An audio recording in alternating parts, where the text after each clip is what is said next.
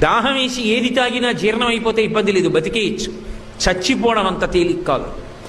మంచాన పడి తన మలమూత్రములను తాను విసర్జించలేకపోతే వాడు రోజు రోజు క్షణం క్షణం చచ్చిపోయినట్టే.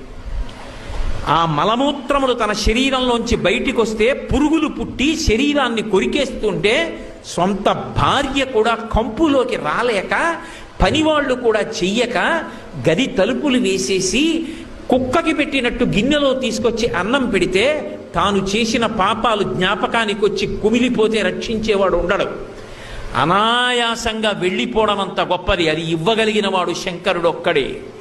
అందుకే బ్రతికినంత కాలం ధర్మాన్ని పట్టుకుని బ్రతికిన వాడు ఎవరి దగ్గర చెయ్యి చాపకుండా బ్రతికి, ఎవరితో చేయించుకోకుండా పరమ సంతోషంగా భగవన్నామని చెప్పుకుంటూ వెళ్ళిపోతాడు. అంతకన్నా ఏం కావాలి మనిషికి?